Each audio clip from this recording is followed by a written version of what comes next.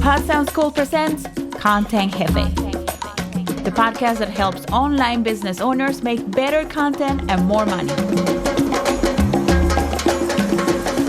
Let's Jefe up. Marketing. Sometimes it can seem evil, trying to peer inside of someone's head, trying to get inside their mind, trying to figure out where you can twist, where you can poke, what their insecurities are. All for what? For what intentions? So that you can build a cult-like following? Yes! And in this episode of Content Jefe, a podcast brought to you by the Pod Sound School, where we are dedicated to help you make better content and more money. We're going to get into those deep and dark corridors of marketing, and we're going to set our ethics aside for a moment. We're going to set our morality aside because we're going to be honest with ourselves. We're going to take an honest, good look in the mirror so that I can share with you how you can turn regular ass followers into cult-like followers and build a huge audience and a huge community that can do great things for you and your business. I've been reading Robert Greene, and specifically his 48 Laws of Power. And this is about to get weird, so we better get started.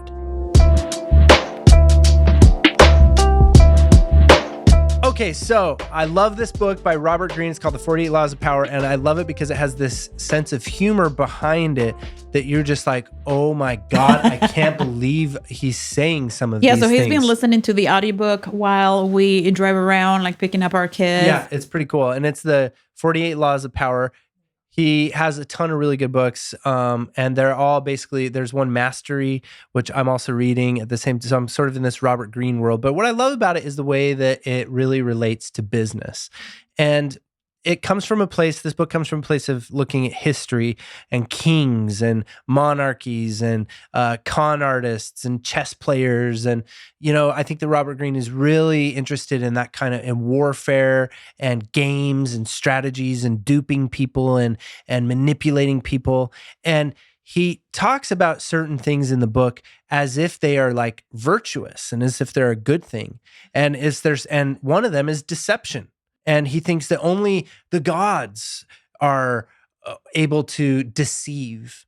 And deception, really, when you think about it, really is behind a lot of what we do when we market something. It's how we package something. It's the promise that we give to something.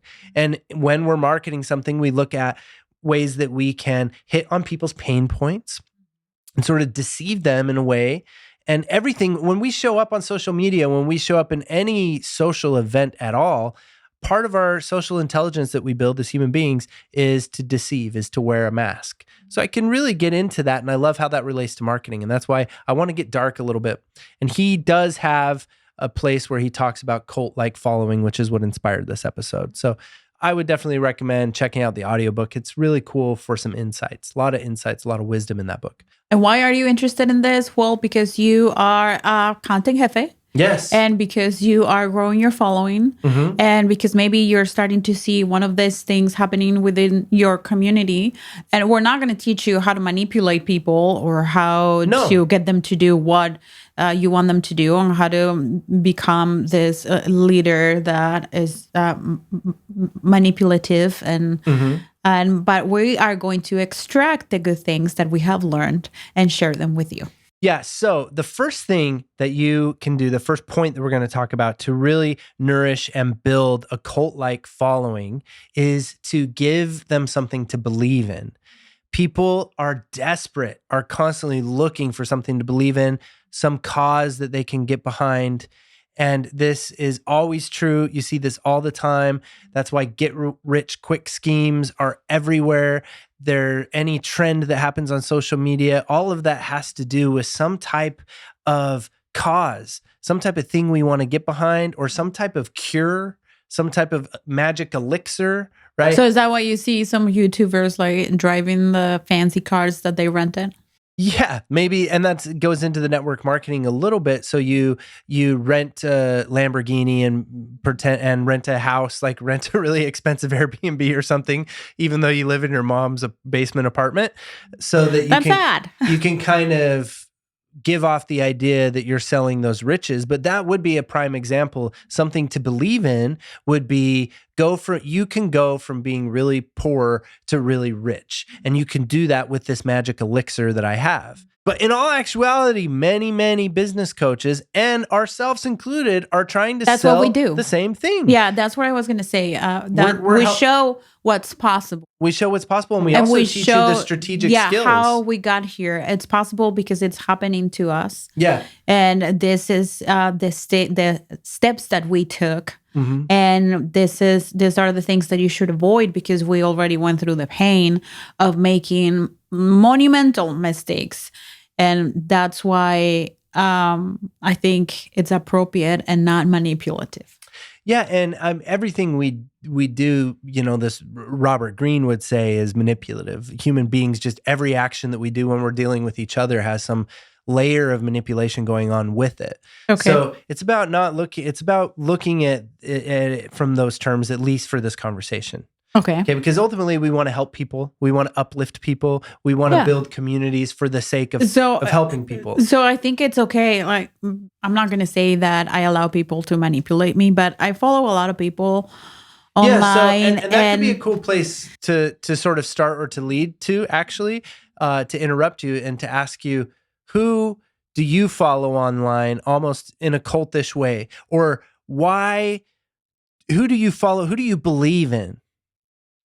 So I've been, and this is, it's Chris and Julia, and they're influencers. They're in the home improvement industry, and I found them last year when we were renovating our home.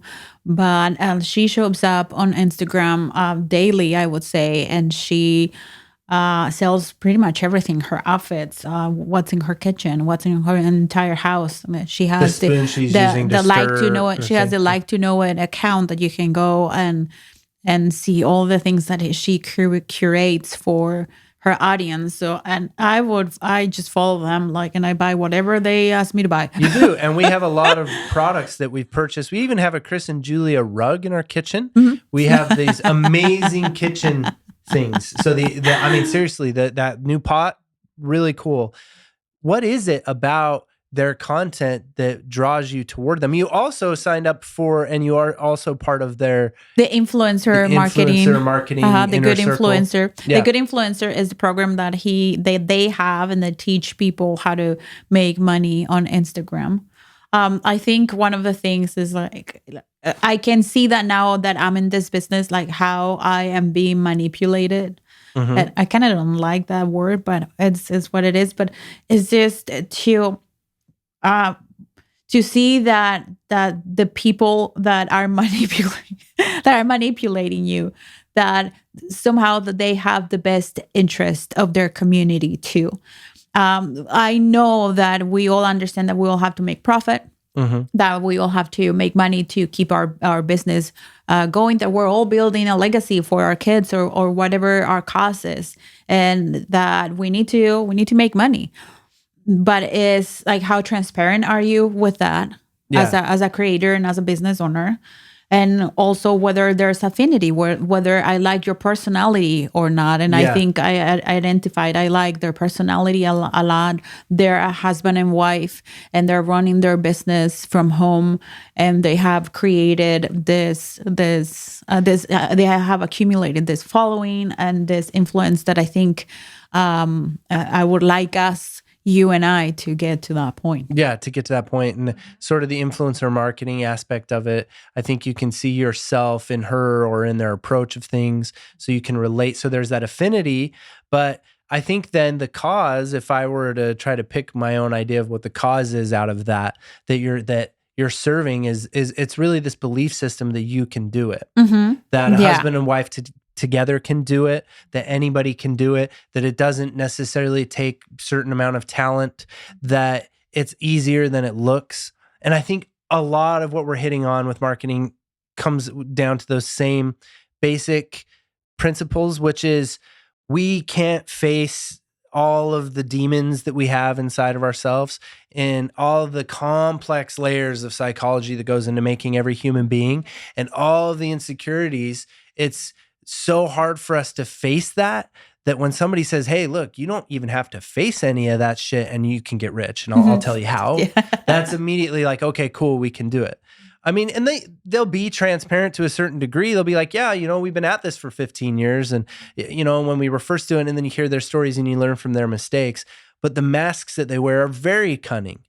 And the content that they put out is very strategic, curated, and very intentional and very curated, and it has strategy behind it. And they have done such a good job of it and learned and pivoted that they have gathered many different people, yourself included, into what you could almost say a cult-like following. What's a cult-like following? Somebody who's going to buy anything you tell them to buy. That's power. And that's something really cool. And that's what we're talking about. So step number 1's out of the way. Let's keep cruising through these. The first number 1 thing is to give them something to believe them, rally them behind a cause. Hey, I'm interrupting the episode for a little announcement. You know you have to create content to attract more prospects online, but the whole thing seems daunting and too much to figure it out on your own. Which social media platform should I choose? Should I start making videos for IG Reels, TikTok, or YouTube? What skills do I need to learn? What equipment do I need? Or maybe you're considering starting a podcast for your business. And if any of that's the case, we want to invite you to sign up for the waitlist for Smart and Simple Podcasting. It's our first coaching program where we, the Pod Sound School, will be teaching you how to create and launch a professional podcast from scratch. Content marketing, so your content is a lead generation machine for your business, and different ways to maximize every time you record so you can create micro pieces of content that will go on different social media platforms.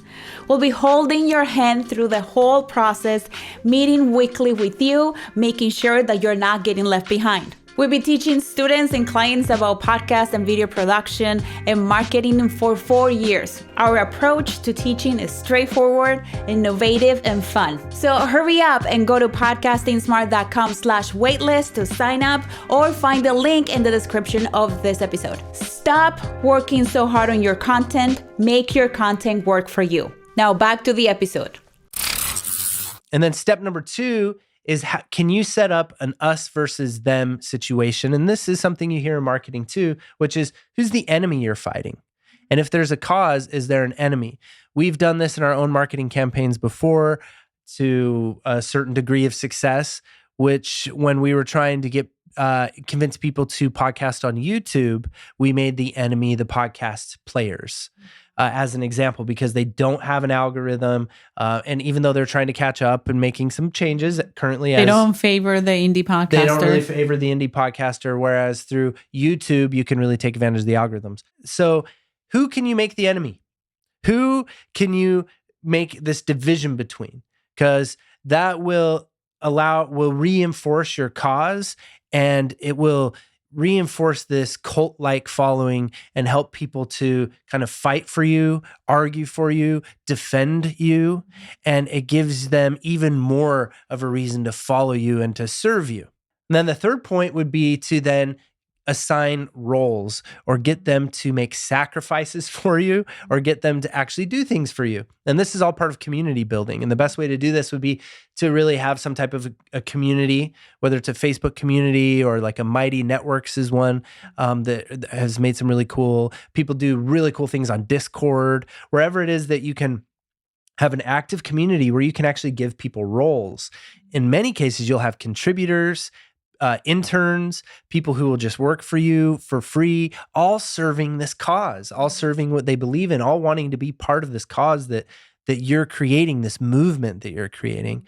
That's really powerful because then you have built-in ambassadors, you have built-in people serving you in that way. So it's to think about, in what ways can you give them roles and can they advance through the rankings? And then you can probably already see this in communities that you involve in. You see the tab along the right-hand side and there's 10 people that have a different badge or a different color to their name because they're an admin or they have some other, not only do they have roles, but they also have more power within your group. So they feel like they're really part of you. They're a spokesperson for you. They own stock. They own Yeah. some kind of stock Interest. and interest Yeah, in your company. I was thinking that that's the power of social media. That's the power of Instagram and all of those other platforms, is that they become part of your day to day. Like if Chris and Julia were to say no more, like we're not gonna be posting anymore on social media, we're done. I would be sad. Yeah. I would be sad because I've been following for a while, and I like what they do. I like who they are as a company. So that's why you want to give them your support, even though it may seem like it's for free. Because that's the thing, like it's just like this sense of belonging.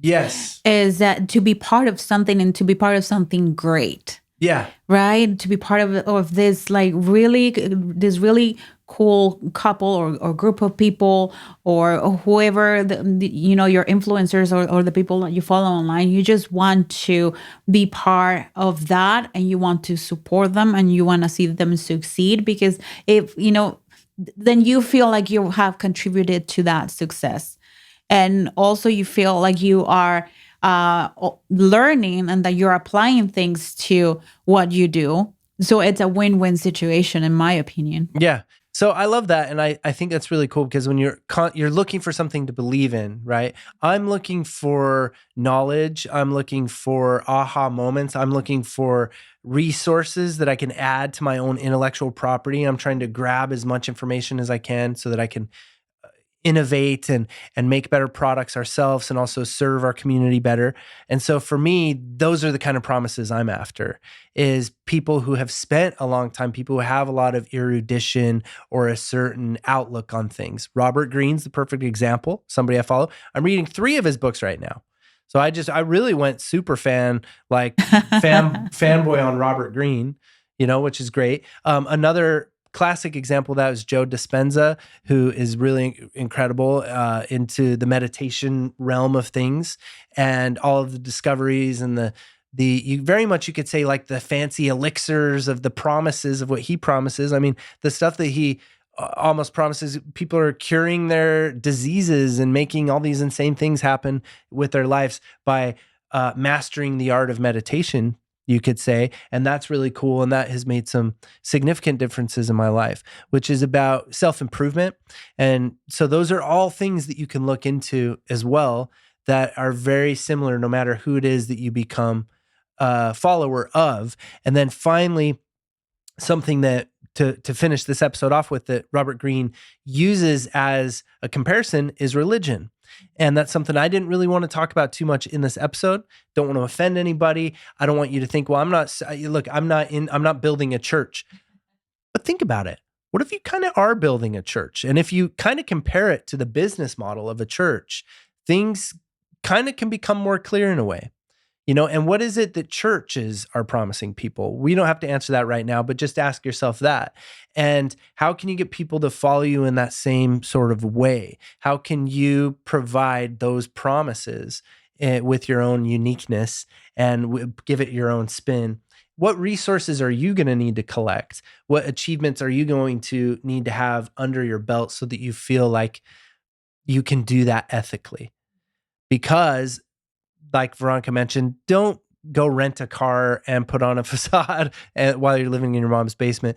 That would be unethical, And so there's ways that you can manipulate. There's ways that you can create a cult following, all within a very ethical and very high moral way. Yeah, and also I would say that it's extremely exhausting, I would say, to put yourself out there, playing a role that you're not. Yeah. And showing up as a character. I mean, if you can muster that, I will be very impressed. That the best thing you can do is just show up as yourself. I tell Stephen that always is like, we just have to be ourselves, because the more you are yourself, is the less you're gonna have to force, the less you're gonna have to plan, and the more of your people you will attract. Yeah. And that's really interesting, and something that I've thought for a while that's differing, and it's in direct contrast to the stuff that we've been talking about, is this idea of just being transparent, being authentic, and being open and being completely yourself. That there would be a word of warning there. Because if you're going to be completely yourself, you open yourself up to people who will manipulate you. Oh, okay. Right? Is the thing. Because when you are completely and most vulnerably yourself, you are vulnerable. And there are vultures out there who will come and steal your content. They will come and wipe you out of your business. The business marketplace is competitive, and it very much is like a cunning chess game and a battle between two competing businesses offering the same thing. It's true. And be careful out there. It sucks in the world. The podcasting is great. There's this camaraderie, and we like to think of our fellow people who do what we do as peers, not as competitors. But it's better to put a mask on and to get comfortable with that mask. And maybe you can use your transparency in a way that method actors do, to where, yes, you're not overacting so the character isn't completely different than you, but there's nothing wrong with in my argument to that, with having a mask. In fact, I think a mask you could do more things with a mask than you could with being yourself. My Colombian, what you see is what you get. And I like that too. And I just think that if whatever. Whatever. Yeah. He whatever me. Okay. Well, we're done with this episode. We're done with this episode. I don't like how we ended it. I thought that was, and this is why I have had a hard time with this format, why you will normally see on other forms of our content that it's very scripted. But in this podcast, we have to keep it unscripted. That's our challenge that we're doing. We have so many conversations like these constantly, exhaustingly so, especially. And that we thought at the receiving end. Yeah. And we thought that it would be really valuable to share our experience and to share our thoughts and to kind of just talk the shop with you. Let us know how you are liking these episodes. You can comment right where you're watching or listening to this podcast episode. And you could also come find me on Twitter at Pod Sound School. We're going to add links to the books that Steven mentioned if you're interested in reading those. And also all these the resources that you can check out for you and for your business. Yes. We would love to hear from you. Make sure that you message me, that you follow me on Instagram at Pod Sound School. And until next time, Jefe up, my friend.